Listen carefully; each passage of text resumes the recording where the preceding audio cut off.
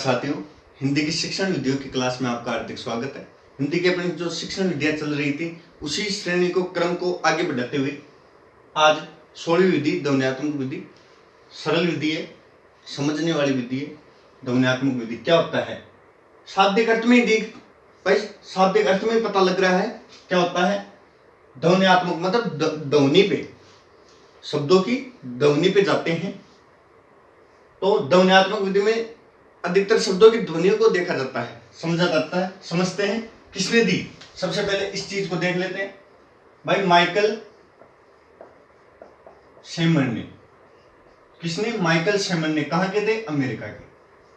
America भाई, सर्वप्रथम इस विधि को किसने दी? माइकल शेमर ने। कहां के थे? अमेरिका के। भाई अमेरिका के थे, इसलिए सबसे पहले इंग्लिश भाषा में, अंग्रेजी भाषा में इसका प्रयोग हुआ। कौन से में? इंग्लिश भाषा में, अंग्रेजी भाषा में इस ध्वन्यात्मक विधि का अपना अंग्रेजी भाषा में सर्वप्रथम इसका उपयोग हुआ और ज्यादातर अंग्रेजी भाषा के लिए उपयुक्त है ये विधि। हिंदी भाषा के लिए कम उपयोग में ली जाती है ध्वन्यात्मक विधि। तो चलते हैं आगे ध्वन्यात्मक विधि के बारे में।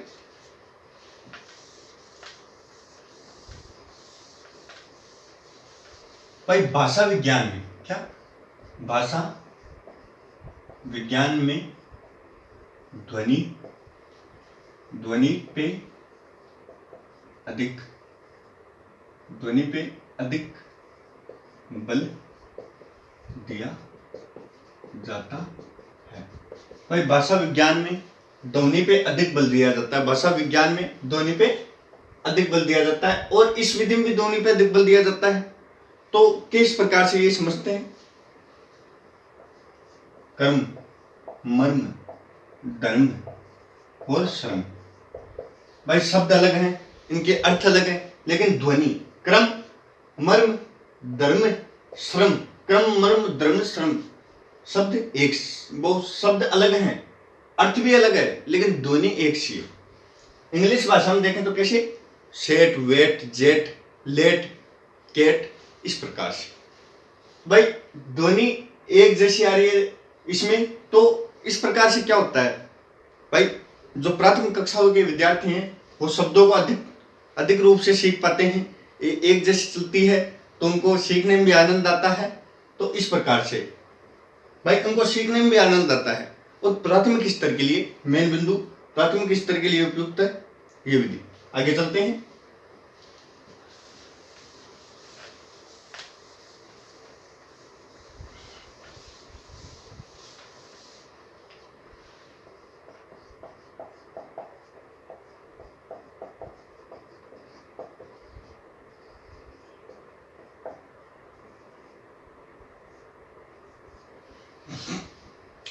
भाई देखो और कहो विधि और विश्लेषण विधि। कौन सी? विश्लेषण विधि। भाई इन दोनों का प्रयोग करके, देखो और कहो विधि का और विश्लेषण विधि का प्रयोग करके ध्वन्यात्मक विधि को और भी रुचिकर और भी प्रभावशाली बना सकते हैं। किनका? देखो और कहो विधि का और विश्लेषणात्मक विधि का उपयोग करके इस विधि को और भी प्रयोगशाली और भी बढ़िया विधि बनाया जा सकता है।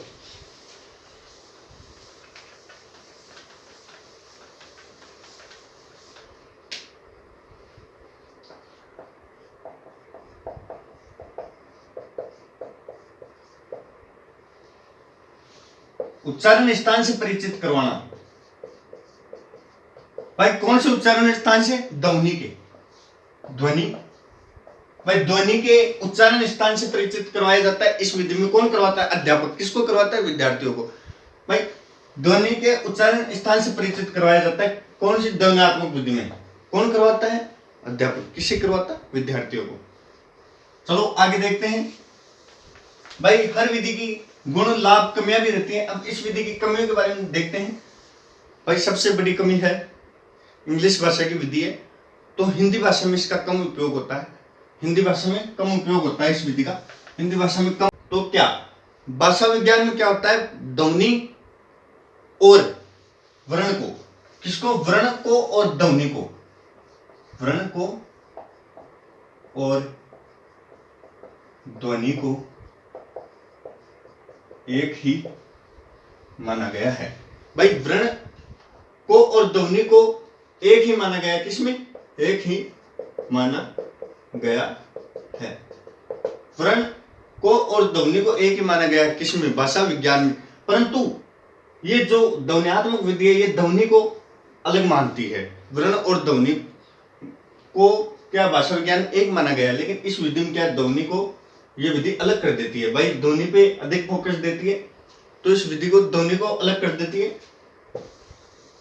हिंदी शिक्षण के लिए कम उपयोगी है, हिंदी शिक्षण के लिए। और महत्वपूर्ण बात, व्याकरण और लेखन। भाई व्याकरण और लेखन पर भी अधिक बल नहीं देती है। व्याकरण और लेखन पे इस विधि में अधिक ध्यान नहीं दिया जाता है, ध्यान नहीं दिया जाता है, ध्यान नहीं दिया जाता है। भाई व्याकरण और लेखन में भी अधिक ध्यान नहीं दिया जाता है इस विधि में। यह थी अपनी ध्वन्यात्मक विधि, सरल विधि थी। ध्वनि पे अधिक फोकस किया जाता है इस विधि में। आगे और भी विधियां लाते रहेंगे। जब तक के लिए जय हिंद, जय भारत।